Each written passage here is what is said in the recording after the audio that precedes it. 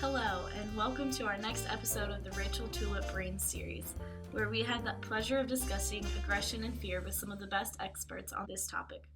We are so excited about this episode because of how relative it is to today's society. As always, it's an honor to be hosting this show alongside my dear friend Eric Handel. Hello, all.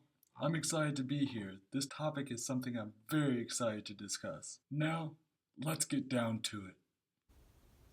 I would like to start today's episode introducing our panel of experts on aggression and fear.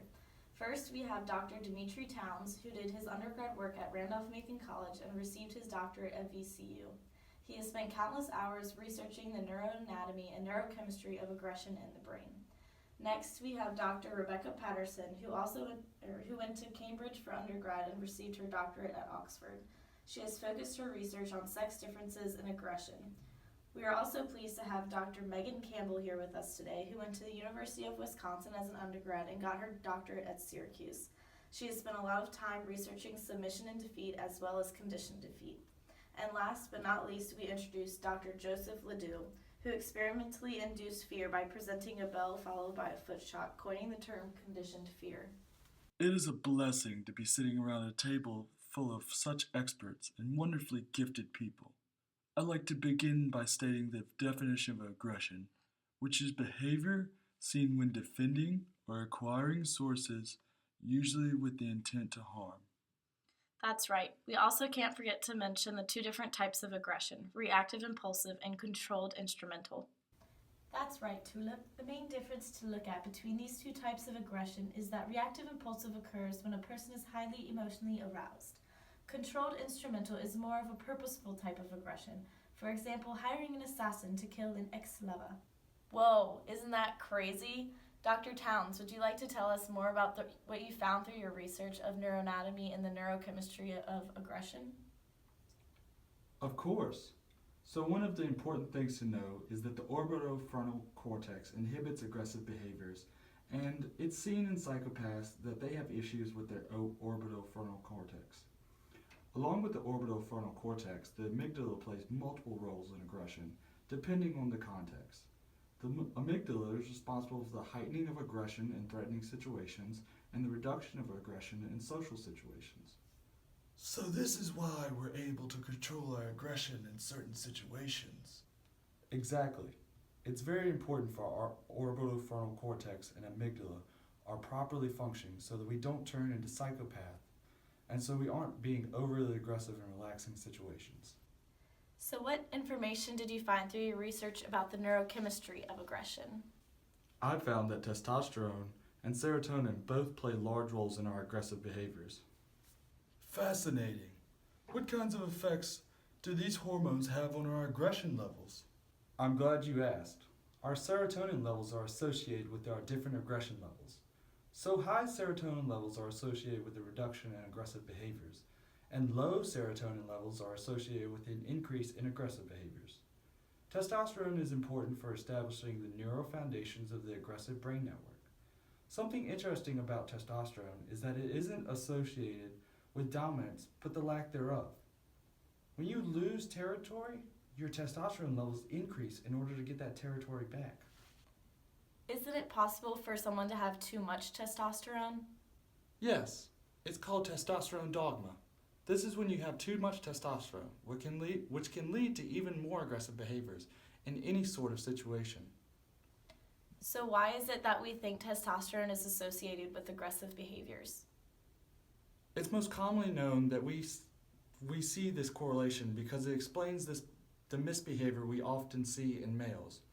There's a visible sex difference in physical aggression, which Dr. Patterson, I'm sure, can go into greater detail about. As a matter of fact, I can. Like Tulip mentioned earlier, I've spent most of my career researching the sex differences in aggression. The first thing I'll mention is that while males are most commonly considered the more aggressive sex, this isn't always true. The potential of aggressiveness in females is often underestimated. This must be the explanation for all mother bears. That's exactly right. Female aggression depends on different variables. Postpartum aggression in females is a mom's defense of her offspring. There's also another type of aggression we often see in females which closely resembles Mean Girls, like the movie. It is shown in small groups of females who act out toward an unfamiliar female intruder. I like how you related that to today's world.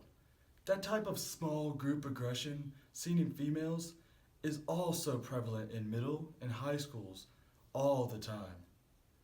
Oftentimes we'll see defeat in these girls too, which I'm sure Dr. Campbell can tell us more about. I sure can. Submission is something that has evolved to prevent continuous tissue-damaging, aggressive encounters. It is more or less seen as a mutual respect among packs of animals, which is how dominance hierarchies were formed, which is an adaptive social rankings acknowledged by animals that enable them to avoid aggressive encounters over limited resources. So basically, oncoming aggressive encounters can be diffused by showing submission? Exactly. Can you tell us more about conditioned defeat? Conditioned defeat is a behavior in which a previously defeated animal continues to exhibit submissive displays, even when placed with an opponent much smaller than them.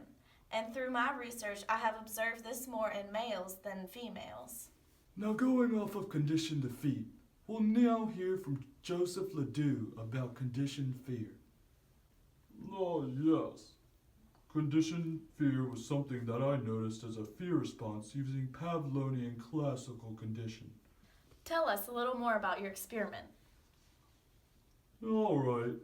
Well, I experimentally induced fear by presenting a bell, followed by a foot shock. Some of the fear behaviors I noticed following the foot shock included freezing and even escape attempts. Explain to us just how the bell and foot shock resulted in fear. So when the sound entered the ear and activated neural pathways continuing onto the thalamus, then to the auditory cortex to be processed as a threat, therefore inducing fear. Yes. What importance would you say this has in regards into survival? Well, our conditioned fear response is needed to facilitate the fastest possible response to a threatening stimulus, which is why the thalamus takes on a security function. Fascinating. I'm afraid that's all the time we have for today. But this has been such an eye-opening discussion, and I'm honored to have been a part of it with all of you. Great, lively, not stuffed at all humans. Thank you to our panel of experts for coming out today to share their knowledge of aggression and fear with us.